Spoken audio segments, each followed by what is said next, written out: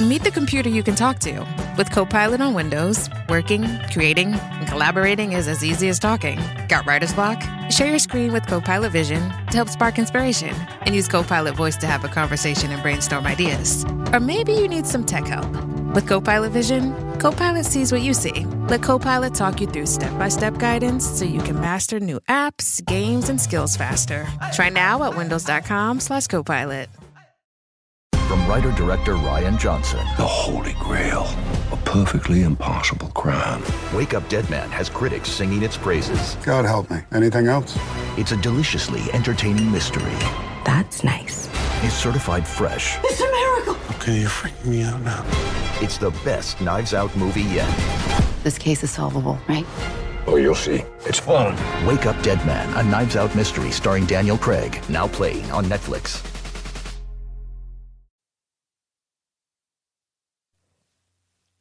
The views and opinions expressed in this podcast are solely those of the individuals participating in the show.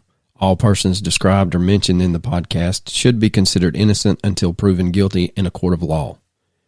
This podcast contains subject matter such as violence and graphic descriptions along with adult language, which may not be suitable for all audiences. Listener discretion is advised. On June 27th, 2004, a 17-year-old young man visits his ex-girlfriend in Scotia, New York. After a brief conversation with his parents, he is leaving. Rather than enter his car, he walks off into the woods and is never seen again. What could have happened? Why would it happen? And where did he go?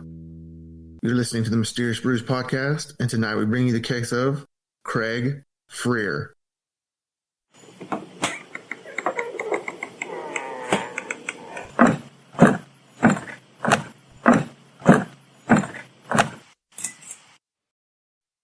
This month, a local family will mark a solemn day of remembrance. 17-year-old Craig Frear from Scotia disappeared on June 27th, 2004. Recently, state police contacted News Channel 13's Jerry Gressinger about the case and begun a new search for clues. Jerry is live in Scotia. And Jerry, you just were talking about a search that was going on there.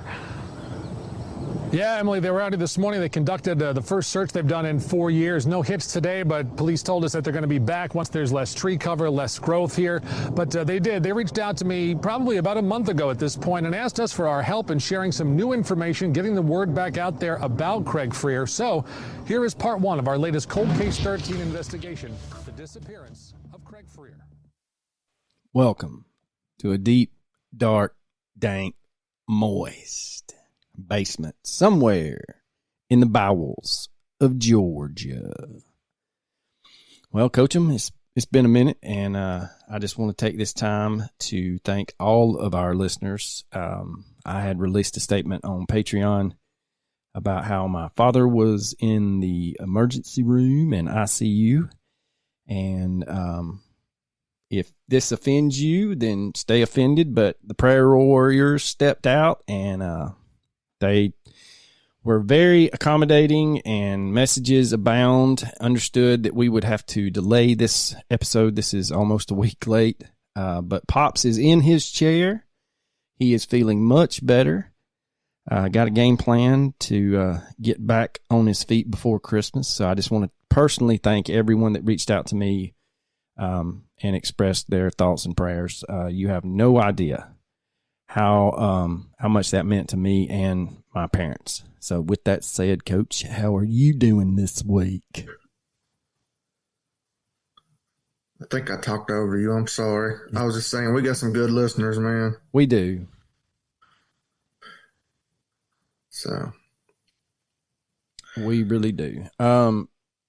Still want to, I don't know if she listens. I know he did religiously, but keep Chuck Ball's family in your thoughts and prayers. Also, this holiday season, it's first Christmas without him, and Miss Ball is not doing so well. So he's a good man. He was a very good man. He he loves some coaching Arlo, that's for sure. But anyway, All right, boys and girls. Like I said, this is long overdue. We do not, I had it pulled up. I don't think we had a new patron, but I may be mistaken. I think no new reviews. I know that. Well, we had a resubscribe that didn't know that her subscription run out, and that's Miss Amy Mazel. Welcome back. Welcome back. I went to high school with her. Oh. She a good lady. She lives in Alabama. Oh, the great state of Alabama. Nothing I want to do or that I can't do in lower Alabama. You know he was happy last night. Oh, man. Yeah, I watched that with my father-in-law. I'm in Alabama as we speak. And as you know, if you listen there, Bammer fans, he was about to – I thought he was going to go to bed. When it was 17-0, he was just like, oh, I don't think I'm going to watch this. I've been there, buddy. But we watched it, and he came around. He enjoyed it. I bet he did. That's crazy. But Oklahoma's been that way. You know, they come out like gangbusters, and then they have to hold on for dear life. That offense, man, it's just struggling. They're going to be heck if they ever figure out how to get that offense clicking, because he for sure knows how to coach some defense. Oh, yeah. That defense tough. Yeah, it is. Well, as we are recording, the other game of the day, Miami and Texas A&M is going on, and Miami clings to a 3-point lead early in the third quarter. But anyway, we are going over the story of Craig Allen Frear. Before we get started, most of this information comes from his mother, Veronica, and she had conducted an interview on the Unfound podcast. Now, she had made several other media appearances, but this interview on Unfound was probably the most in-depth and informational.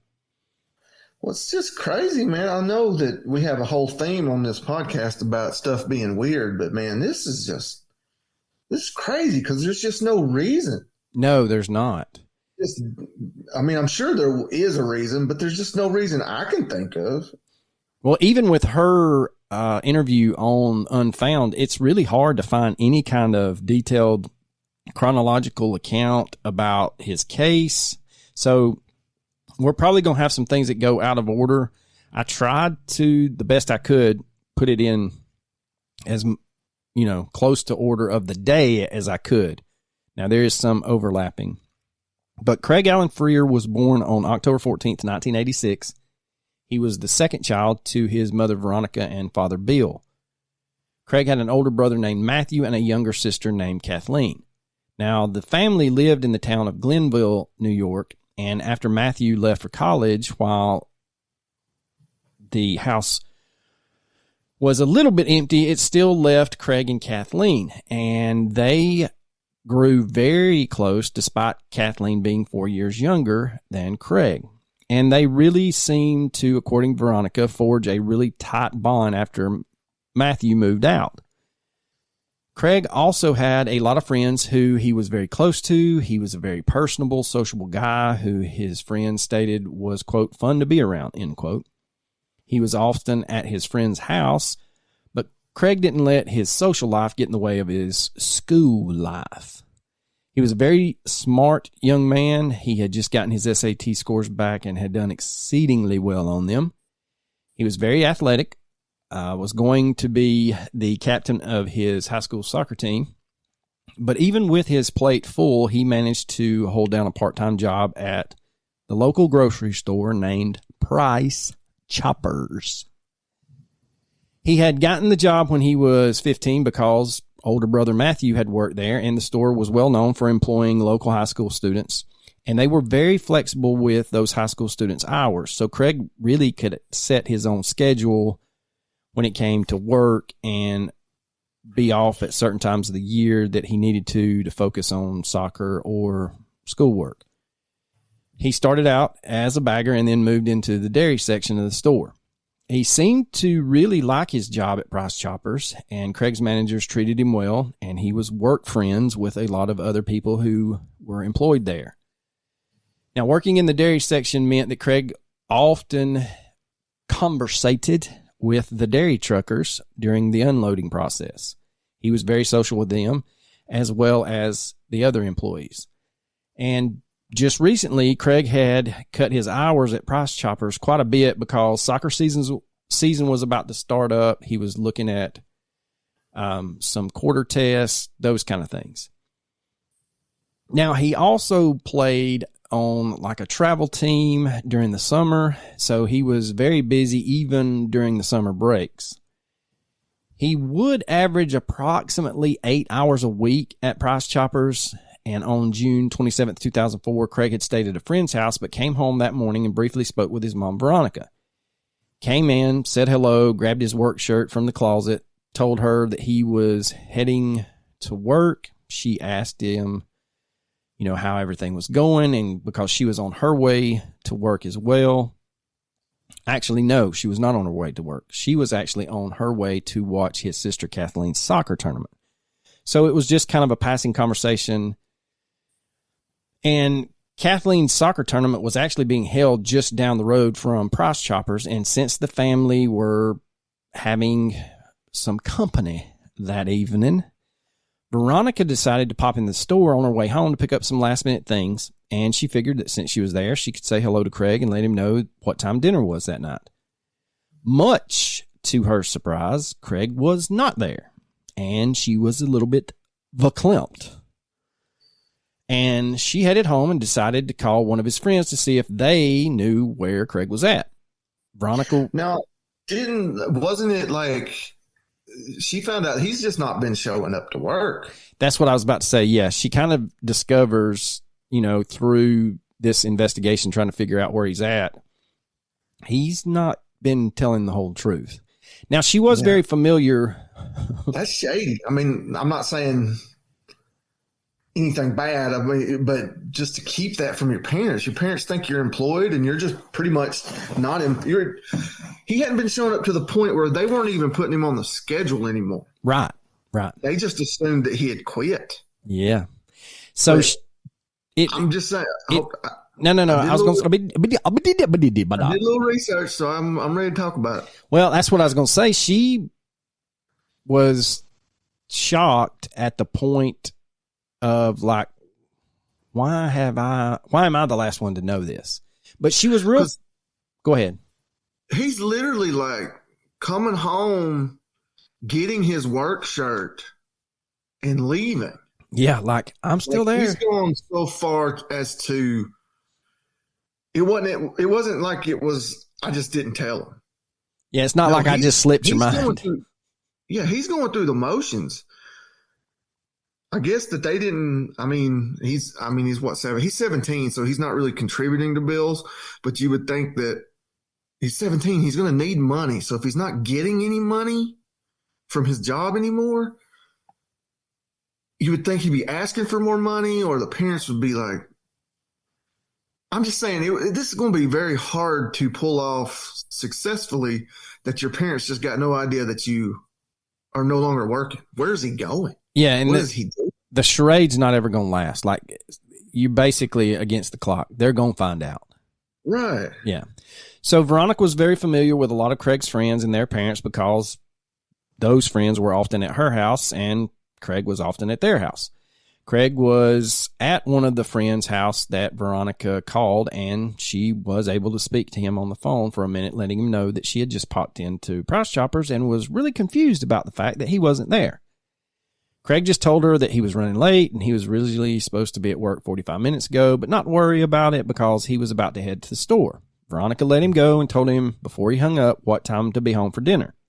Now, she had actually left the soccer tournament early, and at the time she had spoke to Craig, her husband, Craig's father, Bill, was still at the tournament waiting for it to conclude and bring his sister Kathleen home. So she picks up the phone, calls Bill, and explains what has transpired with Craig and asked him if he would call Price Choppers on his way home and see if Craig had actually shown up for work.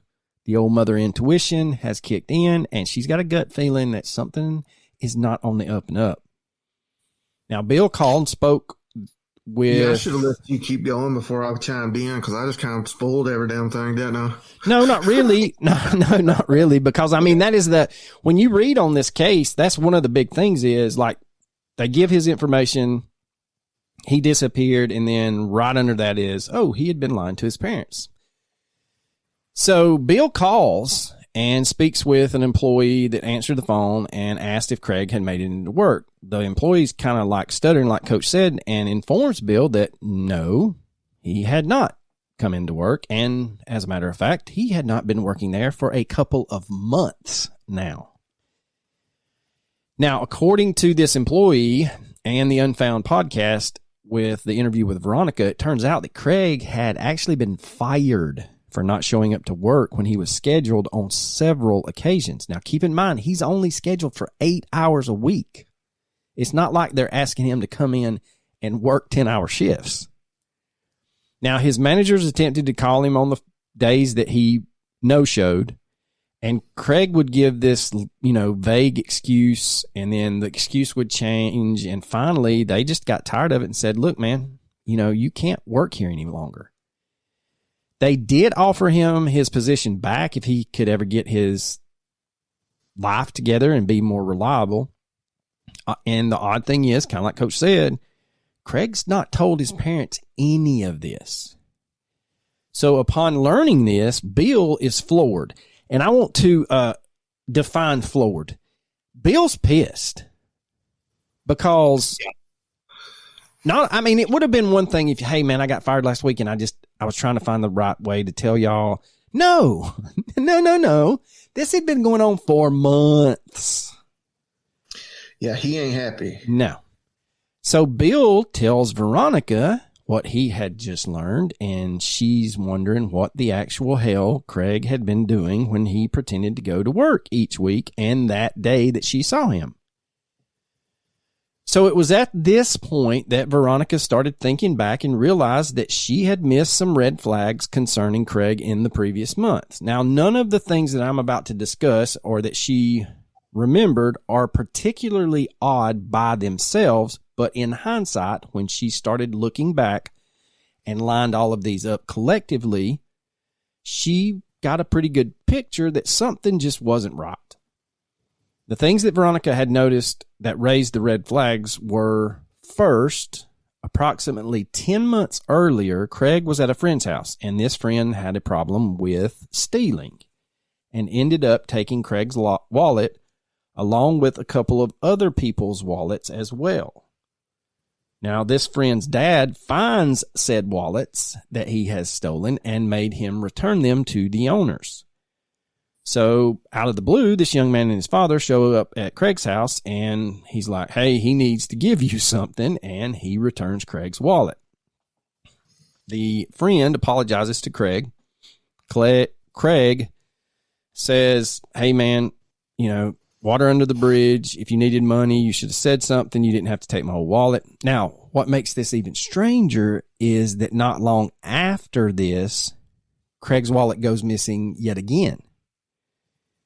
Craig told his mother that he had lost his wallet, and she said that he had to get a new driver's license because he could not be riding around town without one, which is a very good thing to have, especially when you're a teenager.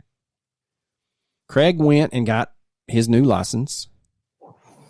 Now, the extremely odd thing with this is that a couple of years after his disappearance, Veronica finds his old wallet, but his old driver's license was not in it. And this will come into play later. So just file that little nugget away in the back of your mind. Mm-hmm. So the next thing that was a red flag for Veronica was that Craig had done an internship as a teacher's assistant at his high school. And he had really jumped in neck deep, giving it his all. And all of his teachers were praising him for doing so well and taking it on seriously. Strange thing is, Craig decides that he's just not going to hand in his final assignment for the internship, which was out of character for him. And another oddity is that Craig had pawned. Now, this is weird. I tried to decipher this, and if I get this wrong, I do apologize. And if anybody's read something different, we will address it later. But the way that I kind of pieced this together was allegedly, not really allegedly, he did pawn some CDs. These CDs were actually his brother's, and they had his name across them. Craig takes these CDs to the pawn shop. Craig tells Matthew that he had gotten them back. Matthew goes to the pawn shop because I guess that pawn shop was like well known to have like cheap CDs. And so he's like, okay, well, I got mine back. I'm going to go down there and see if they've got some other ones. And so when he goes up there to purchase some more, they tell him, nope, you and your brother can't buy anything because the ones your brothers pawned were not usable. So Matthew's a little hot over this. I mean, that's your business. You should check CDs to see if they work before you buy them. And how much was he getting for them anyway? It can't be, but I was going to say it can't be, but like a couple of bucks. Surely it was like gas money. That's what I'm thinking. I'm thinking he's pawning them. You know, let's just say he pawned like 10. If they're giving him $3, that's $30. Yeah, extremely generous. What it sounded like was that he had somehow, anyone living in the great state of Alabama will know about this place as soon as I utter the name. However, this coach, it sounds like he was pulling what some of them folks over at Collinsville pull. They have the, they have what looks like a legit CD. You open it up, it's printed on the front. It's got, the name of the band or whatever. And then you get it home and it may or may not be what you bought. But that's what it sounded like to me. It's either he had somehow got some that were printed and they were just blank, or he got, he was ahead of the curve and was doing the Indian Christmas music before it was cool on TikTok. See, I don't even know where Collinsville is. I've never heard these things. We're going one day just so I'm going to videotape your face as we walk in. What is this place? We are going, I'm not going to, do you know where Trade Days is in Songville? No. Oh God, that's 2 places I got to take you now. I'll tell you off air. No, everybody wants to know. It is like basically this big open air flea market. You can buy anything from fully automatic weapons to puppies. I want a fully automatic puppy. I think you got one. Let's go. I do. I got a fully automatic puppy. That thing's a demon. I love her, but man, don't buy dogs from PetSmart. They're crazy. They're cracked out. You get them off the street like Knox, the older one. He's the sweetest dog ever because he lived on the streets. He had a hard life. This other one, born in a cage, and it affected her. She's like Bane from the freaking Batman movies. You merely adopted the cage. I was born in it, molded by it.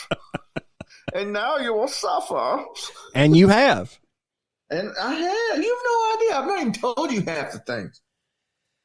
Oh. So Craig has brushed his brother off, assures Matthew, hey, man, I'm going to make it right as soon as possible. And Matthew's not having it, man. He's pissed. And so, again, none of these things are particularly odd as isolated incidents, just teenage angst stuff. They don't scream nefarious behavior, but added together, they kind of suggest that he had something going on that was making him sort of absent-minded, doing things out of character, etc. The last red flag incident that gave Veronica pause was that Craig's soccer team had held an end-of-the-year banquet like they always do. At said banquet, Craig was named as one of the captains of the team, which was a huge deal. And it was a big deal for him. And just like years past, after the banquet concludes, all of his teammates are going out to celebrate, and Craig, normally the first out the door for any kind of social gathering with his soccer team, told his friends, I ain't going out tonight. I just want to go home. So when he tells his mom, she literally laughs and says, quote, "Who are you and what have you done with my son?" End quote. Because that's not like Craig, she said. She had expected him to jump at the chance to go out with his friends the way he usually did. Now, they did have a few relatives staying, and she thought maybe it was because of that. So she tells him, you can go out. You do not have to stay home just because your relatives are here. But he just really didn't want to go anywhere that night. Again, very out of character, according to his mother, Veronica. So all of these little red flags added to Craig having been fired from his job and not telling his parents about it. And all of that combined with the new information that she had learned about him being fired start setting off alarm bells for Veronica. So the same day that she gets the news about Craig being fired, she calls his friend again to try to get a hold of him. She wanted to get to the bottom of whatever was going on. When the friend answers the phone, he informs Veronica that Craig is no longer there and that he had left a while ago to go to his girlfriend's house. Now, there are some sources out there that say that this was actually an ex-girlfriend, and some say that it was just a friend that was a girl. Most say girlfriend, so that's what we're going with. Everything I heard, it was his ex-girlfriend. Well, you know how teenagers are. Today we're broke up, tomorrow we're getting married. I get it. I'm just saying. So Veronica called the girlfriend and initially said, "Hey, I need to talk to Craig." Girlfriend says, "He's not here." Veronica goes, "Yeah, you're lying." But she plays along and hangs up. Don't lie to me, girl. Yeah. Don't you tell me, ho. She waits a few minutes and she decides, you know what? I am done playing with Craig. I need to talk to his little ass. And so she calls back. And as soon as the girlfriend answers, she says, quote, "Look, I know you don't want to get involved, but I know he's there. Just put him on the phone." End quote. Veronica had a bad feeling about this whole thing now, and she just wanted to get to the bottom of what was going on and get Craig kind of straightened out. Girlfriend says, "Hold on," puts Craig on the phone. Now, this conversation sticks out in Veronica's mind because this would probably, I think, be the last conversation she ever had with him. Now, she confronts him about not going to work, lying to her and his father. She asked him what was going on because she was really genuinely concerned for him. She wanted an explanation for what had happened and where he had been in the hours that he was supposed to be at work. Craig knows the gig's up, but he was kind of elusive and just said, quote, "I'm not going back to Price Chopper's, Mom, but it's all fine because I'm going to start doing landscaping jobs with Matthew," end quote. He goes on to tell Veronica that he would talk to her about it when he got home. She's hot and she's upset. Yeah, I don't blame her. Because she's been lied to, and not just lied to, she's been lied to continuously for several months.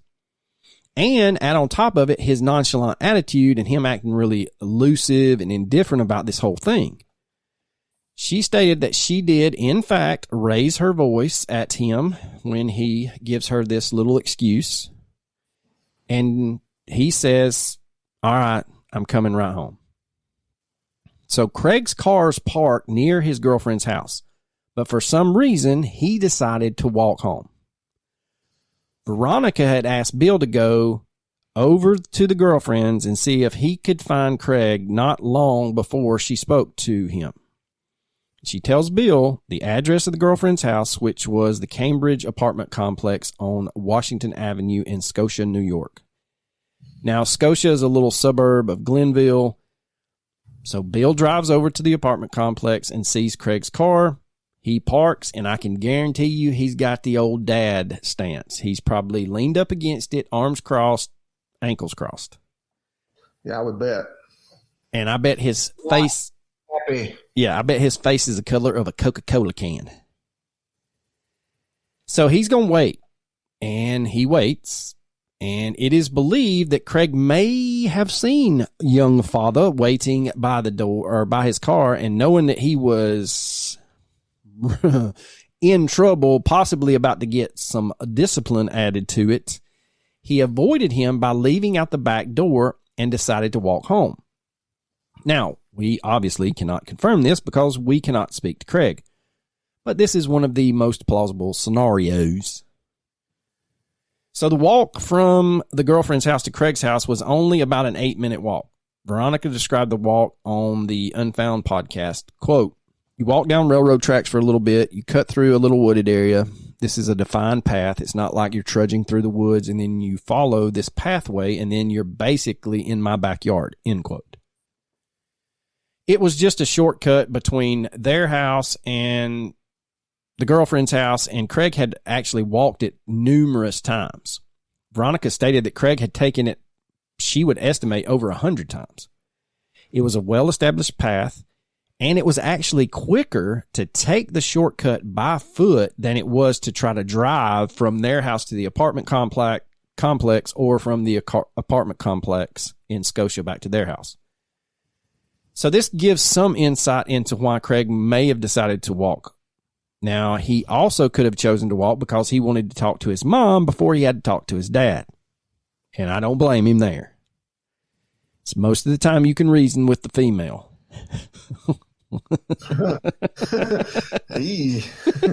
I'm staying out of that.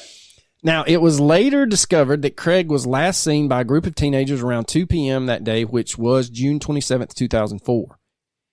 He was walking along the railroad tracks in the direction of his house.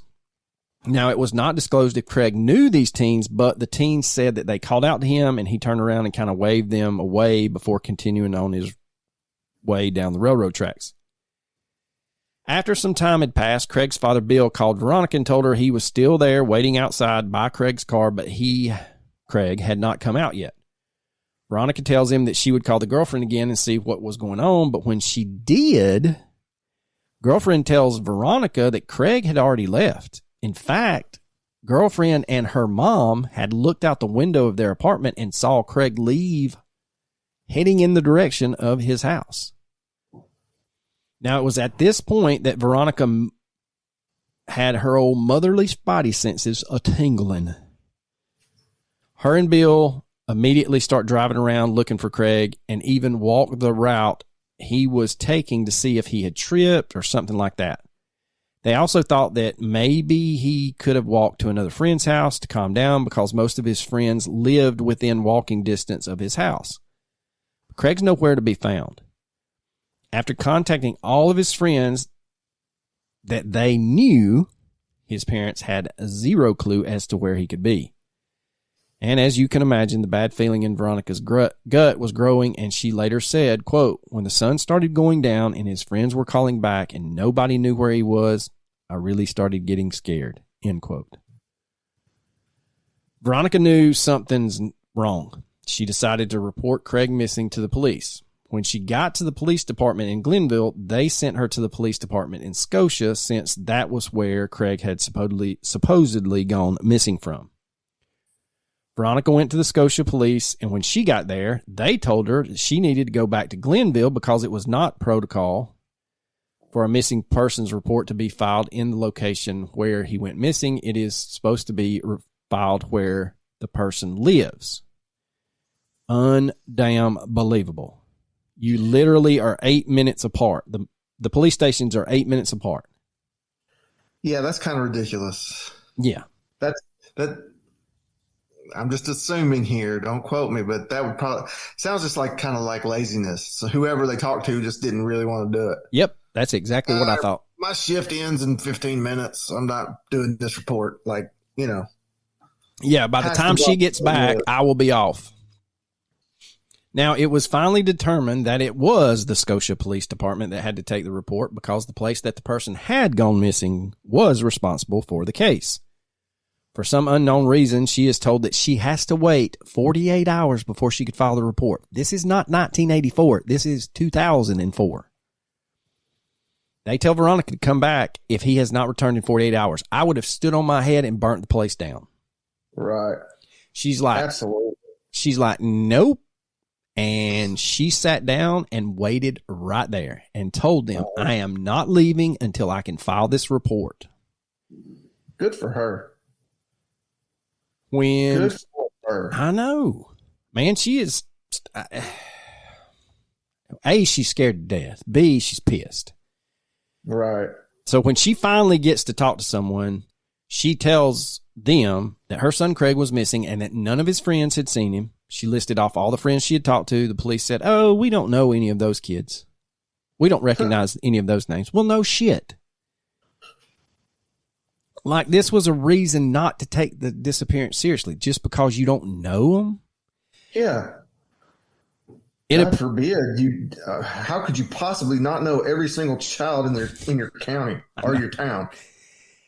It appeared to her that she was at a disadvantage since Craig and his friends were not shitheads, and they had never gotten in trouble before. They had the audacity to tell Veronica that she probably had nothing to worry about because Craig was a 6-foot-tall, 17-year-old young man who was probably just out partying and would come home after the weekend. What the actual hell is going on in Scotia, New York? They're just, I mean, I don't know, man. Passing the buck. But here's the thing, though, and we can all sit back and armchair quarterback it. But, like, how often are they right when they do this? When they're like, hey, he'll come back. How many more times? Because you just don't hear about those things because there's no reason to hear about these things. What if they are so desensitized to this sort of thing because they do experience a lot of it? Is there a high volume of kids that disappear, quote unquote, disappear and just reappear because, they were out partying, like they said? Well, and I guess that's where it's better to err on the side of caution and investigate it like they're not coming back than it is I totally agree. And I also think that may be where that comment, "Oh, we don't know those kids." Well, okay. Well, if you do know kids that pull this little stunt about disappearing every once in a while because they get mad at mom and dad, and you don't know this kid and you don't know those friends, then that should tell you, okay, we need to step this up. This is legit. That's a good point, too. But anyway, now, look at you. I know, using that old gray matter. Look at you, buddy. Veronica knew that something was wrong. She could feel it in her gut. She knew her son. She knew something was off. But the police just kept brushing her off, and she couldn't get anyone to take her seriously. The police just were not taking Craig's case serious and didn't. And about 4 months after he went missing, with no help from them, the police, Veronica and Bill decided to hire a private investigator to try to help them find Craig. Now, the PI started immediately interviewing anyone that knew Craig or may have seen him that day. In this process, he found the witnesses that had seen Craig around 2 p.m. on the day he disappeared walking along the train tracks. The teenagers he kind of waved off earlier. The PI also talked to people at Price Choppers to try to get to the bottom of what had happened with Craig, especially since Veronica believes that something must have happened for him to have stopped showing up to work. It's something. I mean, honestly. The only oddity that the PI finds investigating / interviewing people at Price Choppers was that while Craig was working there, he had spent a lot of time at the back of the store hanging out with the truckers that came to unload the milk trucks. Other than that, none of his coworkers said anything that could point the investigation in the right direction or give any hint as to what had happened to Craig. His brother and sister, Kathleen and Matthew, also spent time working at Price Choppers, and neither of them had any issues there. Whatever happened to Craig to make him stop going to work still remains a mystery to this day. Another thing that the private investigator did was bring in someone to search the Frear family computer. This was something that the Scotia police had refused to do even when Veronica asked them to do it. Why? I don't know. At some point, you have to do your job. It's your job. I know. I don't know. Anyway, so keep in mind, though, this is 2004, so it's only normal for a family to have one computer, and the Frears only had one computer. Craig was often on there instant messaging his friends, and so Veronica knew that it would be a good place to look for clues as to what had happened to him. She said that at this point, she was actually hoping to find some kind of evidence of like drug involvement or criminal activity just so they could have a starting point of where to look next or something to go off of. But unfortunately, they don't find anything on the family computer. Nothing. The private investigator worked for the Frears for approximately 15 months until the state police get involved. Now, Veronica tells the Unfound podcast, quote, "We got the local police department to actually sign a waiver to turn it over to the state police because they were doing nothing. The state police were immediately a lot more dedicated to Craig's case than the local police were, and the private investigator turned over all of his findings to them and told me that he believed Craig's case was in good hands with the state police, but to call him if they ever needed anything," end quote. Now, the PI had done everything he could do with the case, and to this day, Veronica believes that he did a great job with what he had. When the state police come on board, one of their first priorities was to find out what Craig had been doing during the time when he told his family that he was going to work at Price Choppers. And it turns out the answer was pretty straightforward. Craig was just going over to his friends' houses and hanging out for a few hours. Craig was very popular, so he had a lot of friends, some of whom he had been close with since he was a kid, and some of whom he had become good friends with through playing soccer. Veronica, like I said earlier, was pretty familiar with the friends because they were often at her house, and she knew a lot of their parents.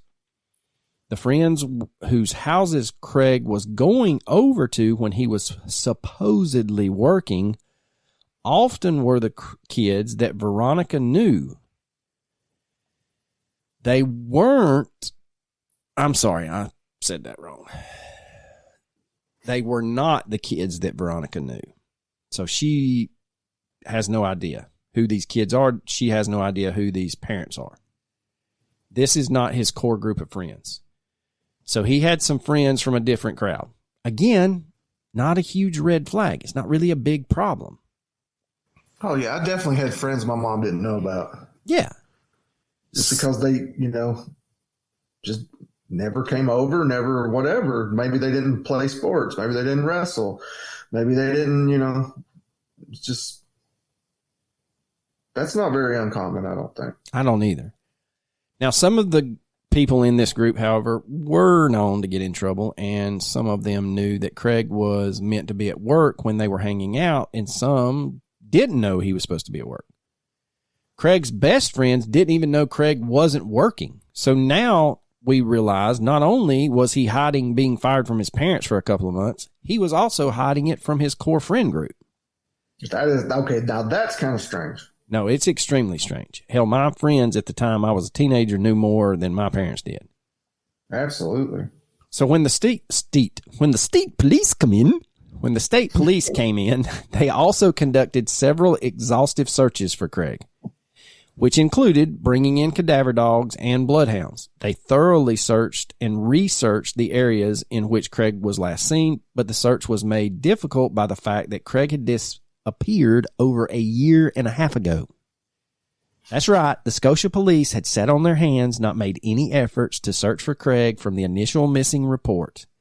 In fact, the local community had made more of an effort and rallied together to search for him before the state police came on board.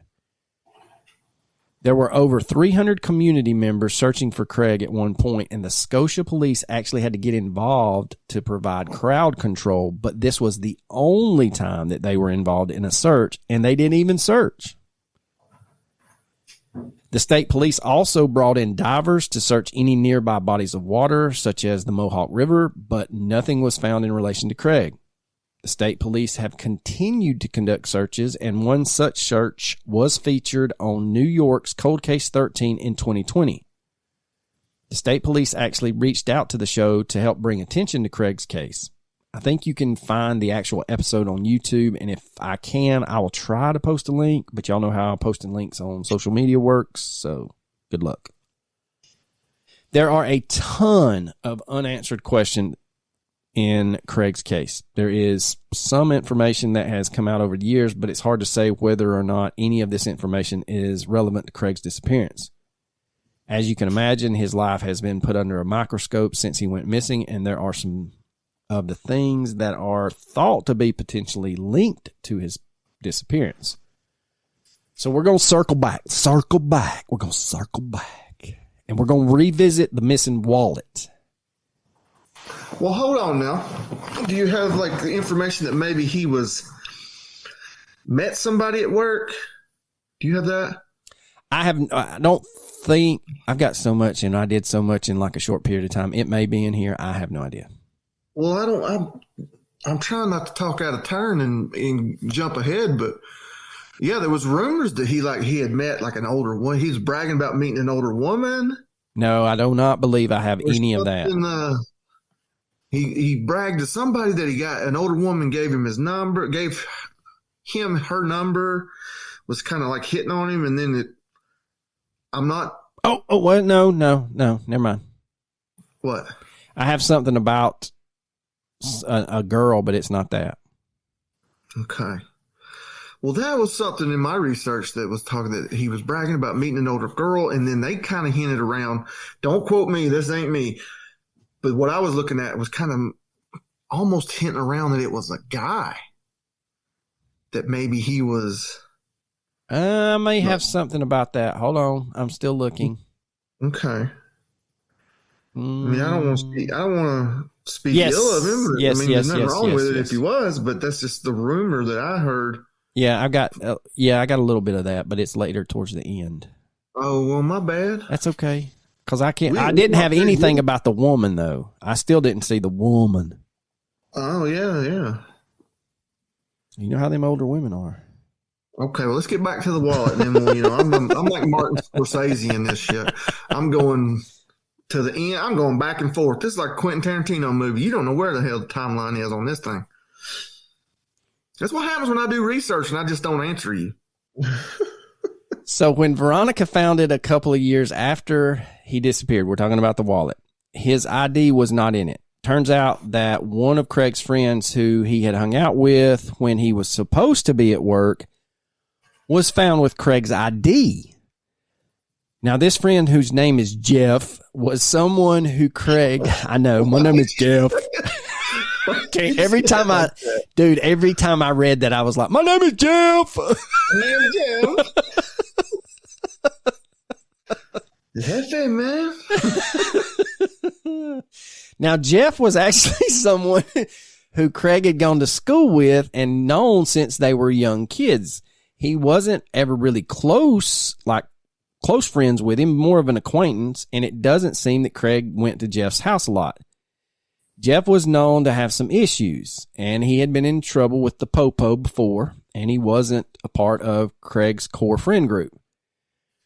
Craig's ID, a.k.a. his driver's license, was actually found at Jeff's parents' house a couple of years after Craig disappeared. What had happened was Jeff's parents went to move a dresser in Jeff's room just before he had moved out.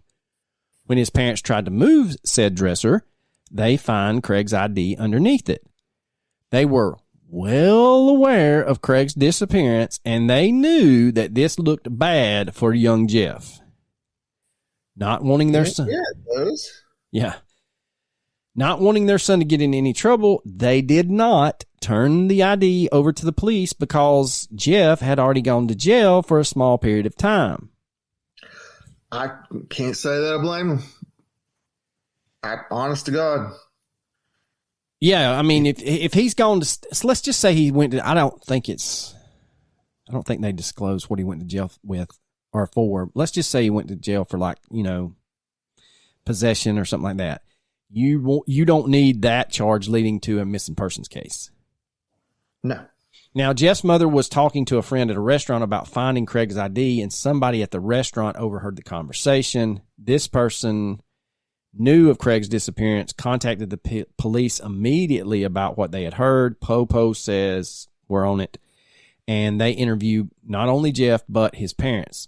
And they all insisted that Jeff had nothing to do with Craig's disappearance. And Jeff explained that Craig had accidentally left his ID in his car when they were hanging out one day. Jeff does not offer any explanation when he found it in his car or why he didn't take it back to Craig when he did find it. just that he and his parents were too scared to hand it over because they didn't want Jeff getting in trouble. Now, this is definitely strange that Jeff was in possession of Craig's ID, and it actually does put him on the police's radar as a person of interest that knows more than they are telling. However, we know that Craig had lost his ID well before he went missing because his mom remembered she made him, get a new one. Right. This whole situation is extremely confusing, raises more questions than answers. I don't know if the ID has anything to do with it. It may be that just that innocent. It may be that he had taken his ID out of the wallet that the kid stole. And when he got it back, he lost his ID, but for some reason he put it in his pocket. It fell out when he was riding around with Jeff. It could seriously be that innocent. It also could be something more nefarious, but hell, we don't know. Another thing that came out after Craig's disappearance was that the day before he went missing, Craig went to a friend's graduation party. Another girl that was not his girlfriend at the party witnessed him talking to someone on the phone, and he seemed very upset. She would state that Craig said, quote, "I can't believe you're going to do this to me now," end quote. She went on to say that Craig was out of the way from the rest of the party while he was talking on the phone, and that she had stumbled upon him pacing back and forth talking to this person while seeming very upset and very anxious. Now, this girl does not come forward until 2017. 13 years after he disappeared, which... That's kind of strange. And the only reason that she comes forward then is she runs into Veronica at a nail salon and told her basically that night had been on her mind for years and she just had to get it off her chest. Veronica believes wholeheartedly that this young lady, now a woman, is very credible, and she hadn't seen her since before Craig had gone missing, but does believe she was telling the truth and that she likely was at this party. Obviously, the state police were told about this and immediately tried to track down who it was that Craig was talking to. Craig didn't have a cell phone of his own. Remember, it's 2004, so not everybody's got one in their pocket. Craig had actually borrowed someone else's phone, but unfortunately, by the time the state police started looking into the phone's records, they were gone, and there was no way to access those records at that time. To this day, Veronica still has no idea who Craig may have been talking to. She said that most of his friends were at that party that night. Now, this next part could be unrelated, but it's worth noting that Jeff, the guy who was found to have Craig's ID, was not at the party. Veronica thinks that it may have been an ex or someone that Craig was maybe seeing at the time on the other end of the phone, but that's pure speculation. But that goes into what you said you found with it being an older woman. Could be. Now, I could be so full of shit my eyes are brown. I don't know. That checks out. It is discovered that before he disappeared, Craig was using and selling small amounts of marijuana. I'm not exactly sure how this was discovered, but it does not seem to be a significant clue in his disappearance or something that investigators have considered as a solid lead. Another minor piece of information is that Craig did run away once in 7th grade, but once again, that doesn't seem to be relevant to his disappearance. One last thing that came up after... Well, you could say it's showing a little bit of a pattern. So 7th grade, he's what, 12? I guess. I think that's right. 12 to 17, I don't know. One last thing that came up after Craig went missing was that in 2019, 15 years after he disappeared, one of his co-workers from Price Choppers came forward and said that he had seen Craig a few days after June 27th, 2004, the day he disappeared. Really? Yes. This co-worker, whose name is Nick Gallup, claimed that while driving to work one day, he saw Craig in the passenger seat of a vehicle on his left. Nick claims that Craig actually looked at him for a second before the car turned left on the Sheffield Road. I have no idea why we're naming the road, but we do. Nick cannot recall the exact date of the sighting, but knows that it was after June 27th because at the time he had not known that Craig was missing. But when he showed up to work that day, everybody was talking about it. Nick told his coworkers that Craig couldn't be missing because he had just seen him. Now, for whatever reason, Nick didn't come forward about this sighting until 15 years later. So, see, that just don't make any sense. The girl coming forward 13 years later, him coming forward 15 years later. What is the deal? Why are you dragging especially him? Why would you drag your feet on that? I don't know. For 15 years, you saw this guy. And by now it's a famous case, especially in that area. And I'm sure there's missing posters saying the last seen on this date and this, that, and the other. So you know he's not. That's crazy. I agree with you. I would like to ask that person what the hell they were thinking. Well, if he's telling the truth and he's got his dates correctly, and he really did see Craig, that brings up more questions, and it could be a substantial lead in the case. Like, why? I don't know. Anyway, I'm not going to sit here and ask all of the rhetorical questions, but I don't get it. This is all the information that I could find on Craig's case. So now we're going to get into some of the theories of what may have happened to him. And we're going to go back to the private investigator because he had some pretty good theories. The PI believed that if Craig was involved in drugs or criminal activity, excluding this little minor marijuana involvement, they would have found some evidence of this, particularly on the old Frear's computer. Because you need connections and communications for that kind of thing to be transpiring. He also believed that if Craig had some kind of accident and passed away as a result of it, or if Craig had sadly committed suicide, that they would have found him by now. Ultimately, the private investigator thought that while walking home, Craig decided to leave his usual route. He believes that more than likely he would have called someone to come and pick him up, and this someone, in the PI's opinion, was not somebody who was part of Craig's normal core friend group. This theoretical person may know more about what happened to Craig or may have been the cause of it. One theory that the PI put forward as to who this person was is a romantic partner of Craig's that he was keeping secret from everyone. He states in this theory that if Craig was not hiding drugs or criminal activity, he could have been hiding his sexuality with this person. Disclaimer, this is not our opinion.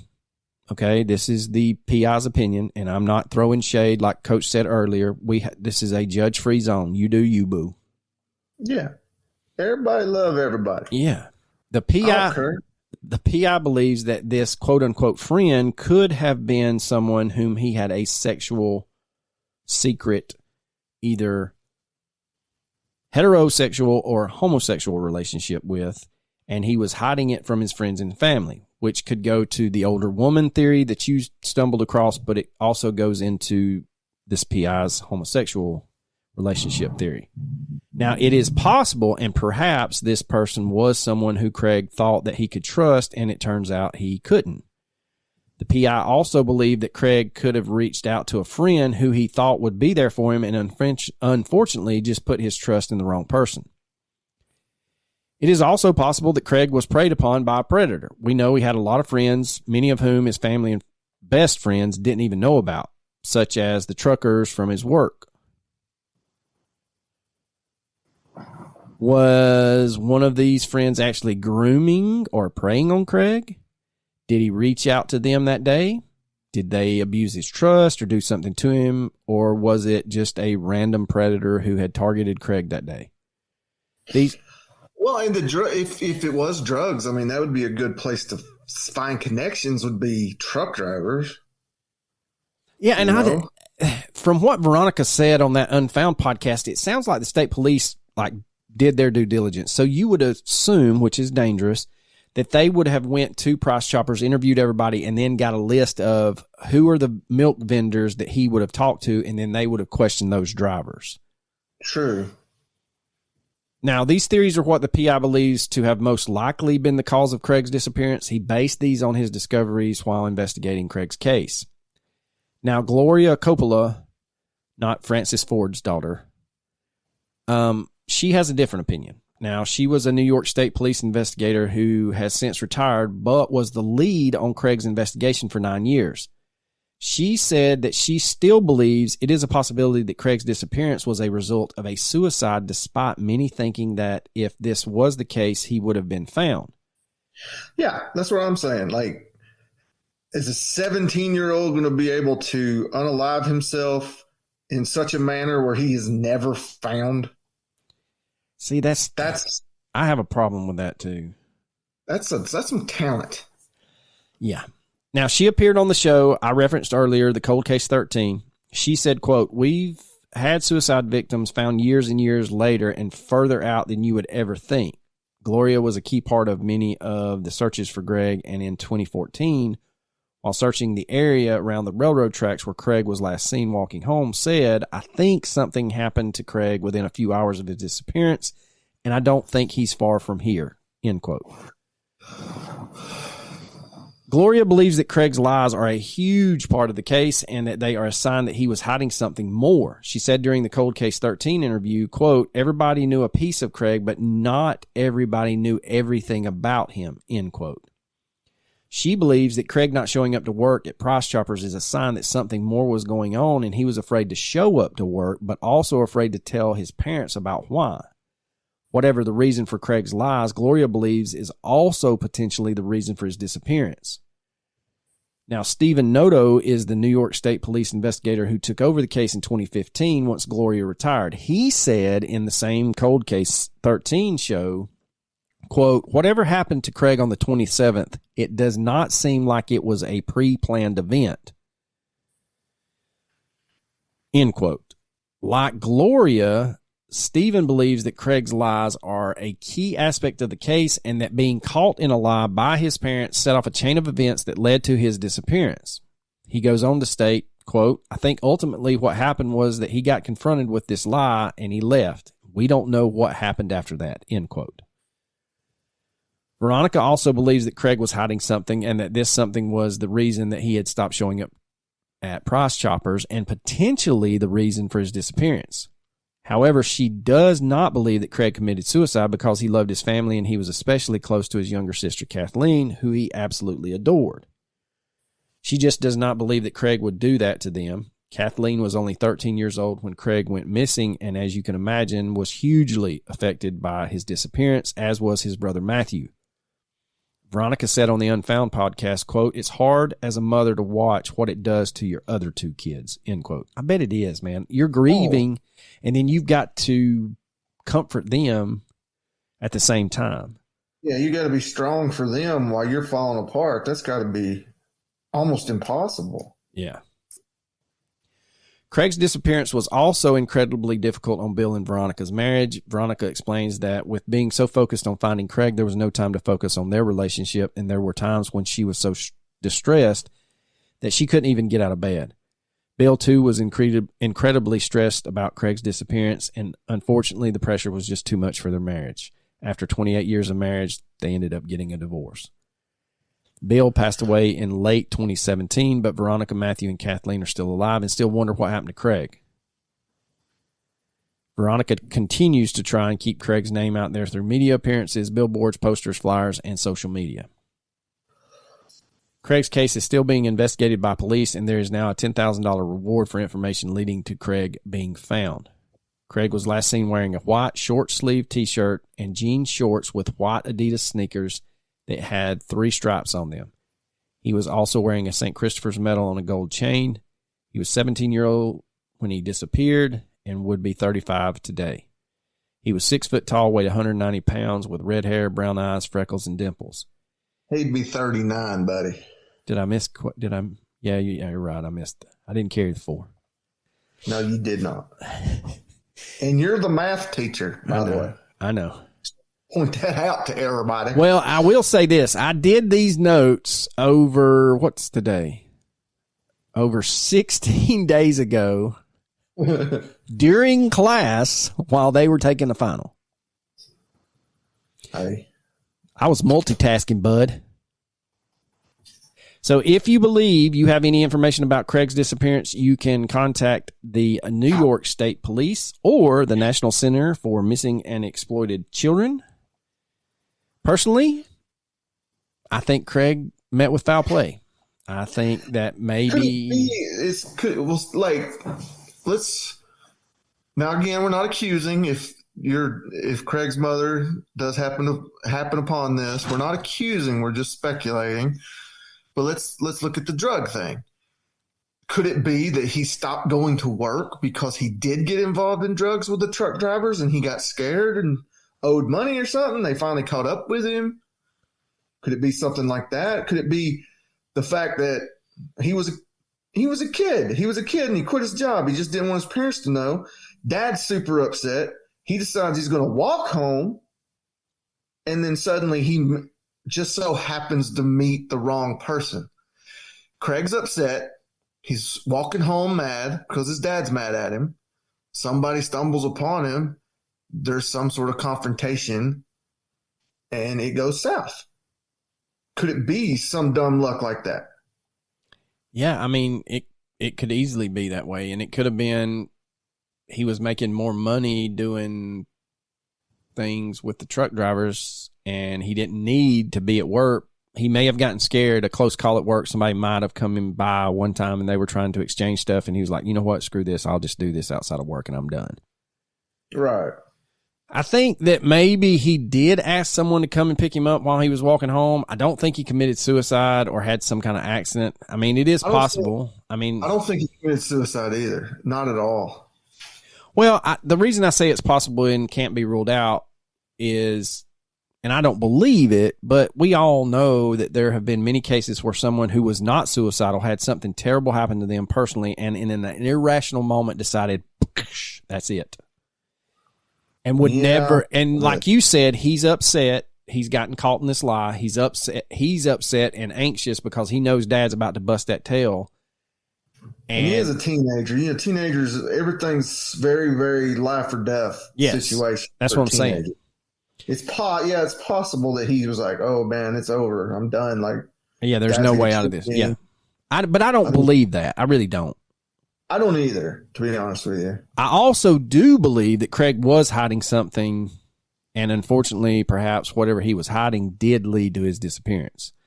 Oh, he's clearly hiding something. Somebody somewhere knows something. Even if it is as simple as he just didn't like his job and didn't want his parents to know. We know he was hiding that. Yeah. So you can definitely speculate that he's hiding something else. What we need is for somebody that knows something about something to come forward and drop a dime. I know that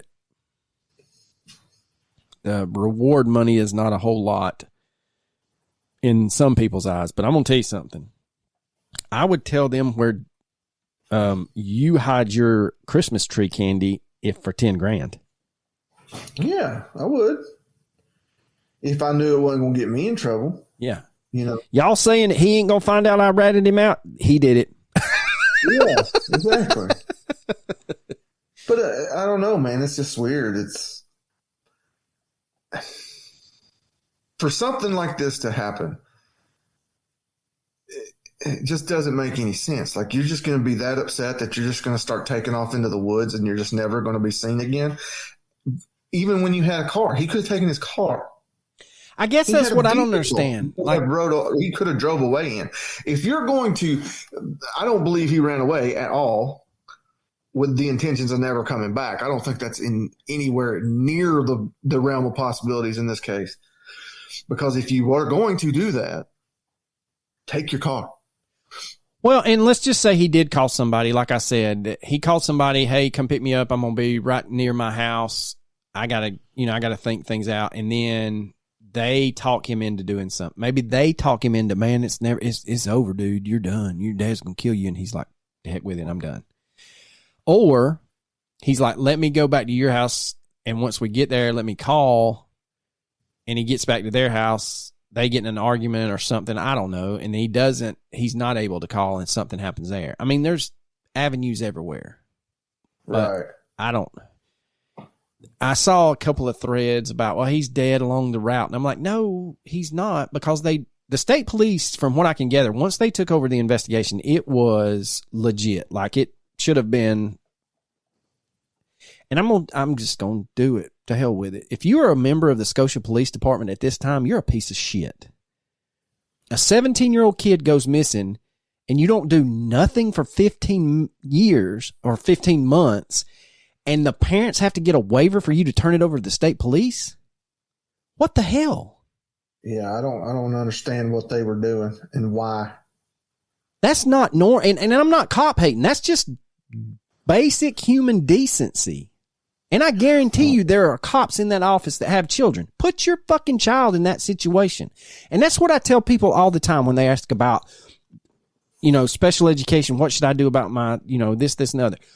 Put yourself in that, put your child's name in that, and make sure it makes sense. Would you want that for your child? That's all you have to do. I just want you to just take the fucking report. Do we think that it's incompetence, laziness, or corruption? Do we think there's? I don't know if it would be corruption. Be a cop behind it. I don't know. See, I kind of looked for that on Reddit. I kind of looked for it on what's the other one? What's it called? Web Sleuth. Yeah, I looked up for it on Web Sleuth. I looked up for it. I thought if I was going to find it, it would be on Reddit, but it went on Reddit. I kind of thought about that. I think it's just incompetence and laziness. I mean, they're a little bitty ass municipals, what it sounds like, police department. They just don't want to do shit. Well, okay, you don't want to do nothing. Call the state police in. Damn. It's not hard. This is not brain surgery, folks.